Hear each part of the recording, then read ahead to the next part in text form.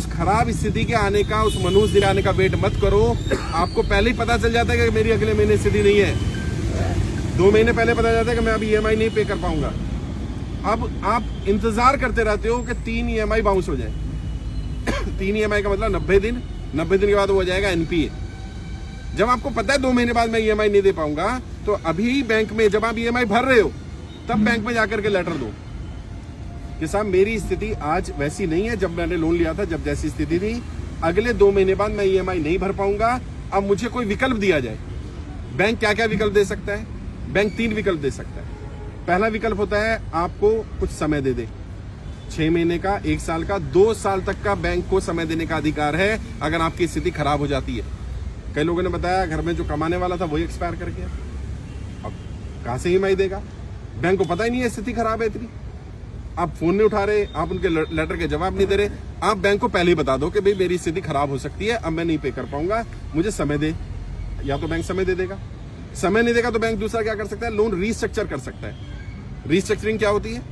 आपकी EMI को कम कर देगा। आपका तो मेरी सैलरी थी 50,000 रुपये महीना, मैं 30,000 रुपये महीना EMI भर पा रहा था आराम से। अब मेरी नौकरी छूट गई, या मेरी नौकरी नहीं है, या मेरी नौकरी की मेरी सैलरी कम हो गई, 25,000 रह गई, मैं 30,000 की EMI नहीं पे कर सकता।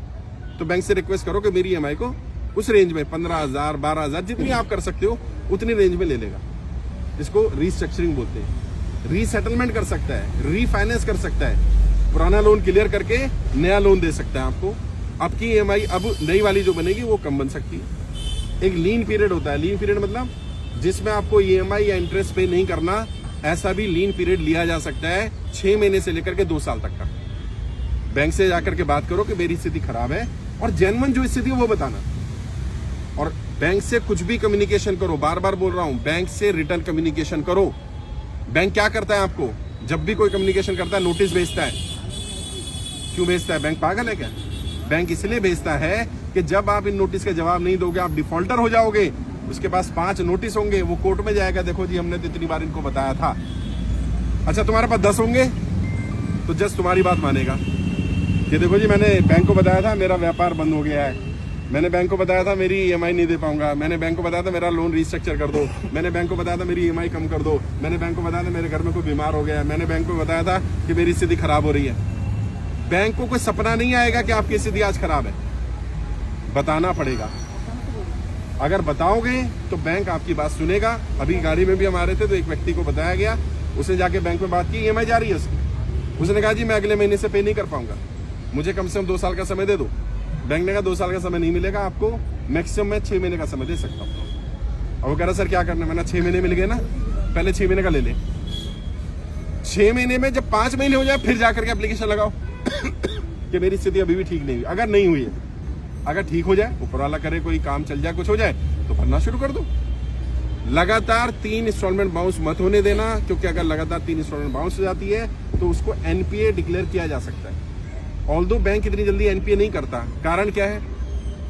सारे बैंक शेयर मार्केट में लिस्टेड है, और अगर किसी बैंक का NPA 18-20% से ज्यादा दिखने लगेगा तो उसके शेयर की वैल्यू कम हो जाएगी। तो इसलिए जल्दी से बैंक भी NPA डिक्लेयर नहीं करता। लेकिन लगातार 3 इंस्टॉलमेंट यानी 90 दिन तक अगर आपके अकाउंट में कोई ट्रांजेक्शन नहीं होती है तो ये माना जाएगा कि आप डिफॉल्टर हैं। तो इसका इलाज क्या है? मान लो आपकी EMI है 20,000 रुपये महीने की, आप क्या करो 5,000 रुपये डाल दो। अभी क्या होगा? ट्रांजेक्शन हो गया अकाउंट में, और अपने अकाउंट में नहीं डालनी, लोन अकाउंट में डालनी है। हर एक का लोन अकाउंट नंबर अलग होता है और पर्सनल अकाउंट अलग होता है। आप क्या करते हो? आपके लोन अपने अकाउंट से ही किस्त कटती है तो आप अपने अकाउंट में पैसा डालो, अपने में मत डालो। अगर पूरी किस्त डालनी है तो अपने में डालो, अगर पार्ट पेमेंट डालनी है तो लोन अकाउंट में डालो।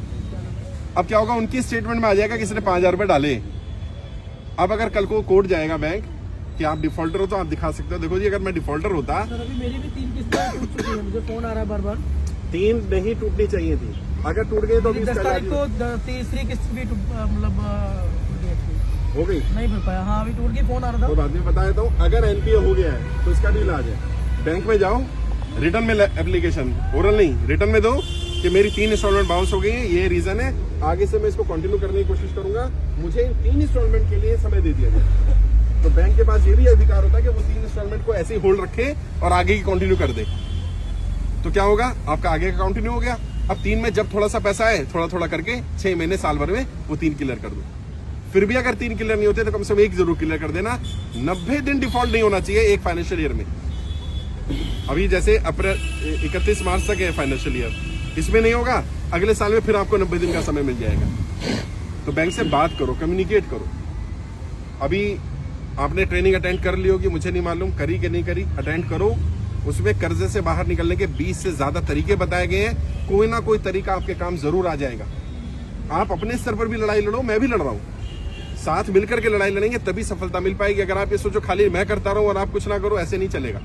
आपको 3 काम करने हैं इस लड़ाई को सफल बनाने में। सबसे पहला तो अपना फॉर्म भरो और अपने आसपास ऐसे जो परेशान लोग हैं उनका फॉर्म भरो, क्योंकि आज नहीं तो कल वित्त मंत्रालय बुलाएगा, ये श्योर हो गया। जब 25,000 फॉर्म भेजे थे ना तो सरकार इसको सीरियसली नहीं ले रही थी। जब ये फॉर्म 50,000 हुए तो सरकार पे थोड़ा सा दबाव पड़ना शुरू हो गया, कुछ हो रहा है भाई।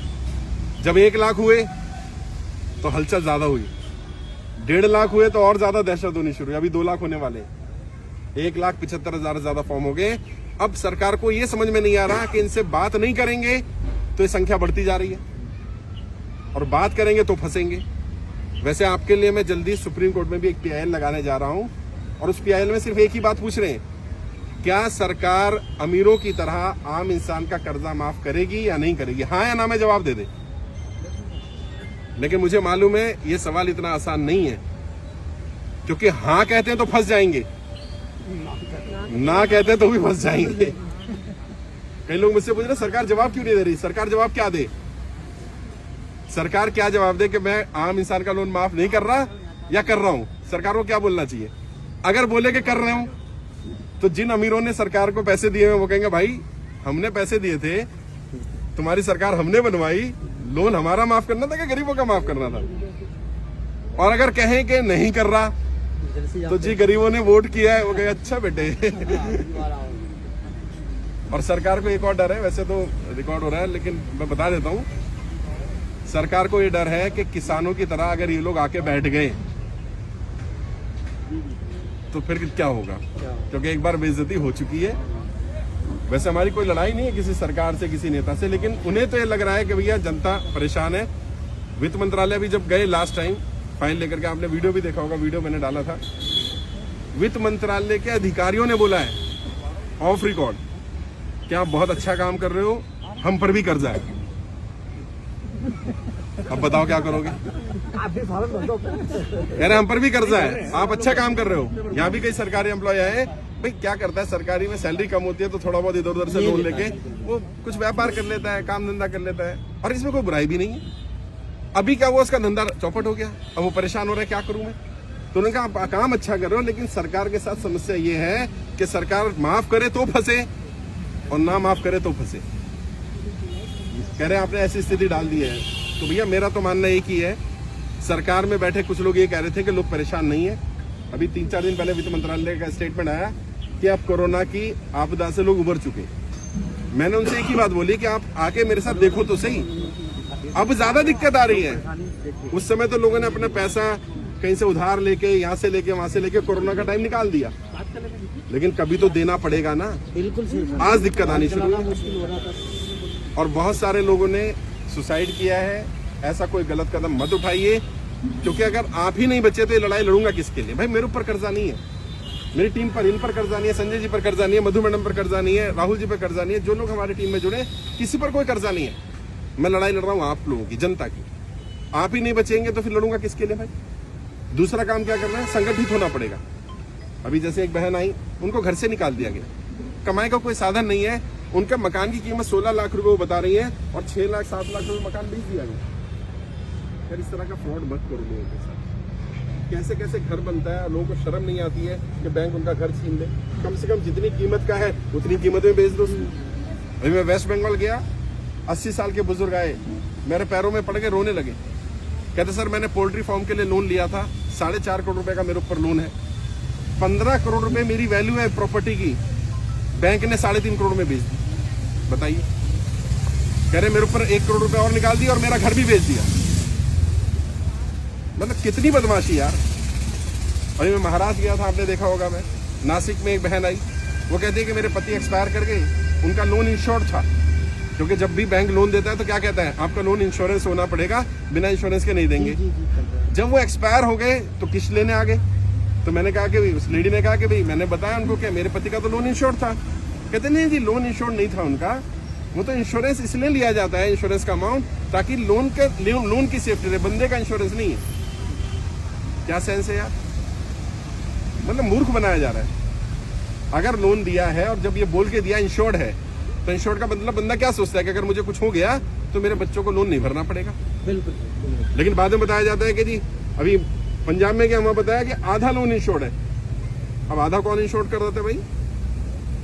तो मिस सेलिंग हो रही है, बहुत ज्यादा गलत किया गया है। प्रॉब्लम ये थी कि जनता की बात कोई उठा ही नहीं रहा था। यहाँ भी कल मैं नोएडा में था, लोगों ने कहा सर सबसे बड़ा काम आपने पता क्या किया? मुझे लग रहा था मैं ही कर्जे में हूँ। जब यहाँ के इतने लोगों से मिला, मैंने कहा भाई मैं अकेला नहीं हूँ। हिम्मत बन गई कि यार इतने सारे लोग हैं और हम साथ मिलकर के लड़ाई लड़ लेंगे। मैं आपकी लड़ाई तभी लड़ पाऊंगा जब आप अपनी लड़ाई लड़ने को तैयार होगे। किसी के साथ बदतमीजी मत करना। हम तभी सफल हो पाएंगे जब हमारी तरफ से कोई गाली गलौज बदतमीजी ना हो। लेकिन अगर कोई तुम्हें गाली गलौज कर रहा है, बदतमीजी कर रहा है, मिसबिहेव कर रहा है, उसकी रिकॉर्डिंग कर लो। और आपका भाई इतना कमजोर नहीं है, अगर हम उस रिकॉर्डिंग हमें मिल जाएगी, हम उस पर एक्शन लेंगे। अभी कई एनबीएफसी कंपनीज बंद कराई गई है, कई रिकवरी एजेंट को पकड़ा गया है। मैंने रिकवरी एजेंट पे वीडियो भी डाली थी। 90% रिकवरी एजेंट नकली है, फर्जी है। जब भी आए उसका आई कार्ड चेक करो। आपने कोई गुनाह थोड़ी कर दिया यार। अभी कल भी क्या हुआ, राजस्थान में आकर के बैठ गया घर में, 2 घंटे से बैठा हुआ है। महिलाएं घर पर है, पुरुष है नहीं, अधिकारी नहीं है। आधे घंटे से ज्यादा किसी रिकवरी एजेंट को आपके घर बैठने का अधिकार नहीं है। सर मेरे घर पे भी आए थे, मेरी वाइफ से बदतमीजी की। जब उन्होंने आई कार्ड मांगा तो आई कार्ड नहीं दिखाया, ऊपर से गाली भी निकाली। रिकॉर्ड कर लो सर मैं घर पे नहीं था, वाइफ से बच्चा था छोटा। रिकॉर्ड कर लो, रिकॉर्ड करो, क्योंकि आपको अपने अधिकार नहीं पता है, इसलिए वो आप पर चढ़ रहे हैं। क्या क्या मांगो? आई कार्ड मांगो, फिर रिकवरी का एक उनको ऑर्डर मिलता है, जॉब ऑर्डर जिसको बोलते हैं, कि आपको ऑर्डर मिला है दिखाइए जरा, वो पेपर होना जरूरी है। प्लस उनके पास डीआरए का लाइसेंस या सर्टिफिकेट होना जरूरी है। डीआरए का जिसके पास सर्टिफिकेट होगा वो गाली गलौज कर ही नहीं सकता, क्योंकि उनकी ट्रेनिंग में पहली चीज ये सिखाई जाती है कि आपने सर या मैडम क्या कर बात करनी है। आप गाली गलौज नहीं कर सकते, यानी जो गाली गलौज कर रहा है वो नकली है। रिकॉर्डिंग करो उसकी कंप्लेंट करो। जब तुम्हें अपने अधिकार पता चलेंगे तो बदतमीजी करना बंद कर देंगे। फिर भी मेरे से कोई भी मदद चाहिए, मैंने जैसे कहा मैं सुप्रीम कोर्ट तक जाने की कोशिश कर रहा हूं आप लोगों के लिए। जहां तक हो सके लेकर जाएंगे। हो सकता है वित्त मंत्रालय आपको बुलाए, क्योंकि आप में से कई लोगों की फाइलें भेजी जा चुकी हैं। आज रजिस्ट्रेशन नंबर भी दूंगा। हो सकता है आपको कॉल आ जाए, हो सकता है आपको वहां से मैसेज आ जाए, हो सकता है कोई बंदा आ जाए।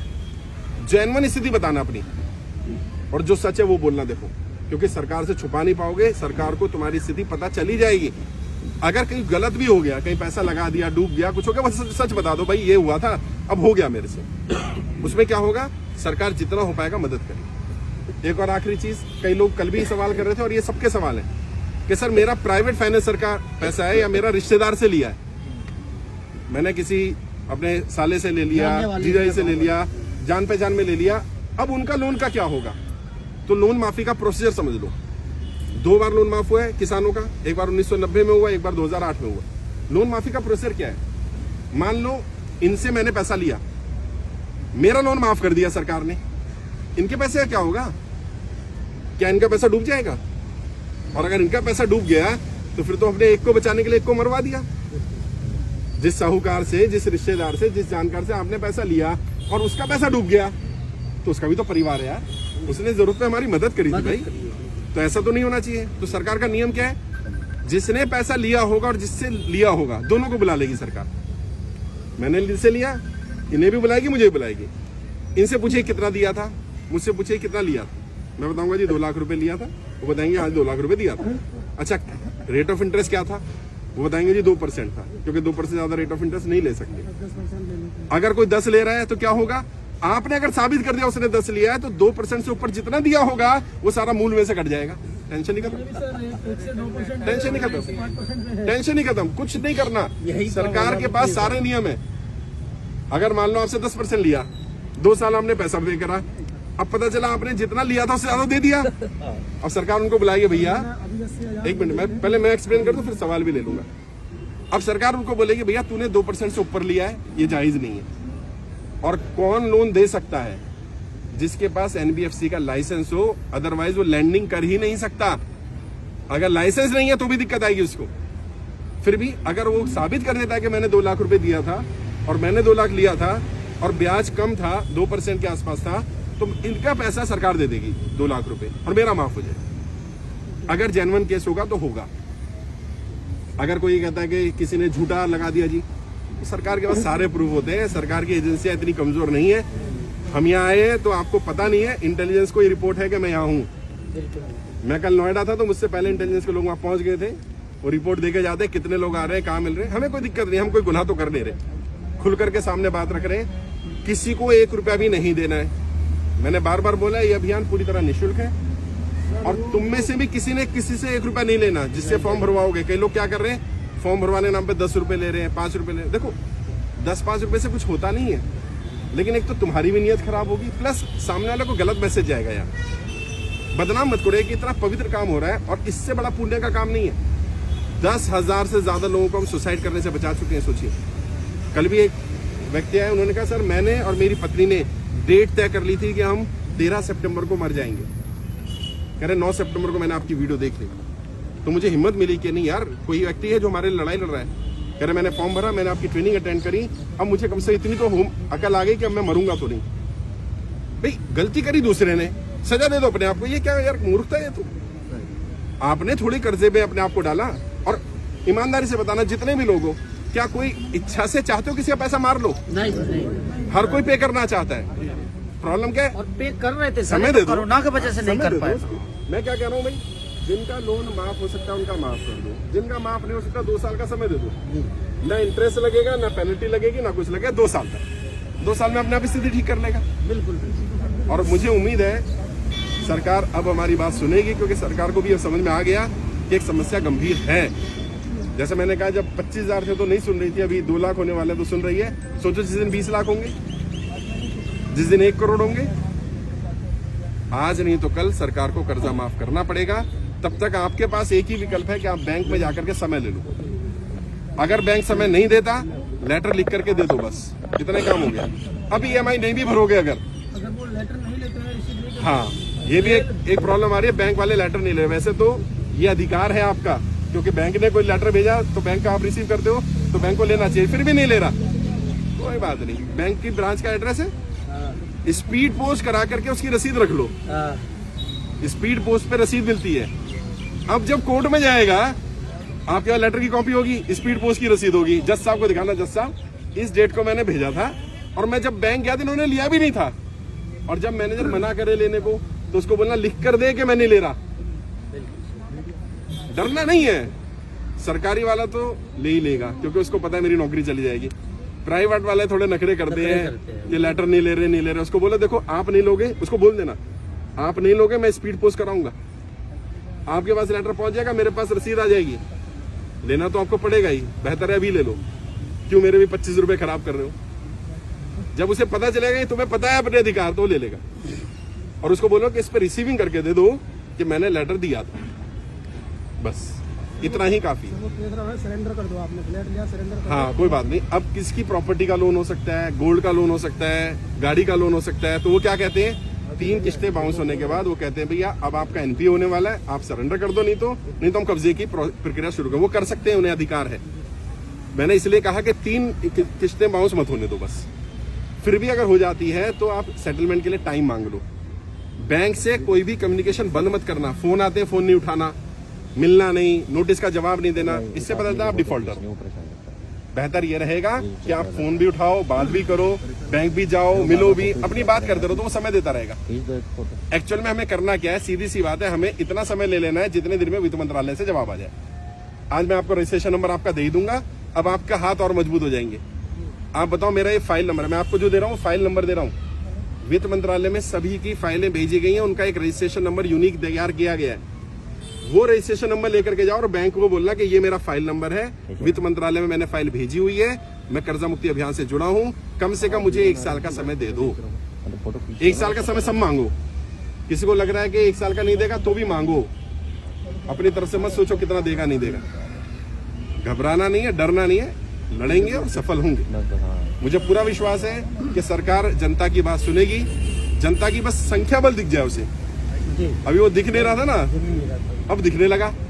अब उन्हें ये भी डर है कि ग्राउंड पे मिल रहा है। अभी मैं वेस्ट बंगाल होकर के आया, अभी मैं महाराष्ट्र होकर के आया, पंजाब होकर के आ गया, मैं गुजरात हो आया हूँ, अभी मैं मध्य प्रदेश जाने वाला हूँ, राजस्थान जाने वाला हूँ, यूपी होकर के आया हूँ। मैं देश के हर राज्य में जा रहा हूँ, हर डिस्ट्रिक्ट में जा रहा हूँ। और आप हैरान होंगे जान करके, कई कई जगह तो 500-500 हजार लोग आ रहे हैं। महाराष्ट्र में एक गांव में क्या पूरा गांव कर्जे में, आप वीडियो देखना, वो 650 लोग थे जिन्होंने फॉर्म भरा एक ही गांव के। वो कह रहे साहब किसान क्रेडिट कार्ड के नाम पे हमें लोन दे दिया, अब हमारी फसल खराब हो गई है, बैंक वाला सुन नहीं रहा, कह रहे हम तो फसल जब्ती कर लेंगे, आपकी जमीन जब्ती कर लेंगे। ऐसी बदमाशी नहीं चलेगी। बैंक वालों को भी समझना चाहिए कि आज स्थिति खराब है और आप अपना एक और काम कर लो, जो भी आपकी स्थिति हुई है उसको विस्तार से लिख कर रखो। कल को पुराना ना करे आपको कुछ हो जाए, कल को वित्त मंत्रालय बुला ले तो मंत्री के पास समय नहीं होता इतना, 1 मिनट का समय भी नहीं देंगे। वो कहेंगे तुरंत बताइए क्या है, आपका कुछ है ही नहीं लिखा हुआ, अपनी पूरी व्यथा लिख दो। जी मैं ऐसा व्यापार कर रहा था, ये कर रहा था, वो कर रहा था, नोटबंदी आई, इससे ये दिक्कत आई, जीएसटी आई, जो भी दिक्कत आई, लॉकडाउन लगा उस दिन से मेरे पास ये दिक्कत आई, उससे पहले मैं भर पा रहा था, ये हो रहा था, वो हो रहा था, अब नहीं कर पा रहा हूँ। अब वित्त मंत्रालय क्या करेगा, आपकी फाइल निकलवाएगा, इनकम टैक्स की फाइल, बाकी फाइलें, किसने पहले कितना रिटर्न भरा है, बाद में कितना भरा है, सामने आ जाएगा। अगर मानो उससे पहले आपकी ईएमआई सही जा रही थी, लॉकडाउन के बाद दिक्कत आई, तो सरकार को पता चले ना लॉकडाउन से दिक्कत आई है। कुछ नहीं छुपेगा जो जेन्युइन है। भैया कई लोग यहाँ फ्रॉडी भी घुस गए हैं, ऐसे ही कर्जा मुक्ति के नाम पे फ्रॉड कर रहे हैं, पैसा मांग रहे हैं कि 2000 रुपए दे दो मैं लोन माफ कर दूं। भैया कोई ऐसे पैसे लेके लोन माफ नहीं कर सकता। और मैंने बार बार कहा है, फिर कह रहा हूँ, किसी को 1 रुपया भी नहीं देना। अगर कोई मेरे नाम से, मेरी टीम के नाम से पैसा मांगे, तुरंत पुलिस में कंप्लेंट कर दो, तुरंत। ये यार लोग वैसे ही परेशान है, लोगों की दिक्कतें इतनी ज्यादा है, किसी की मजबूरी का फायदा नहीं उठाना चाहिए। और वो लोग भी जो ऐसा कर रहे हैं उन्हें भी कहना चाहता हूँ, देखो इंसान के गरीब के पास कुछ नहीं होता, लेकिन गरीब के पास या तो दुआ है या बद्दुआ है। और गरीब की बद्दुआ भी और दुआ भी दोनों लगती है साथ। अगर उसके दिल से बद्दुआ निकली, लग जाएगी। तुमने तो 2-4 हजार रुपए ले लोगे, लेकिन कीड़े पड़ेंगे, कीड़े परिवार के परिवार बर्बाद होते देखा है मैंने। बद्दुआ लग जाती है। दुआ लो, किसी की मदद करो, किसी का साथ दो यार। और इस समय आज जितने लोग आए सबका एक व्हाट्सएप ग्रुप भी बना दूंगा, आपस में भी संगठित रहो।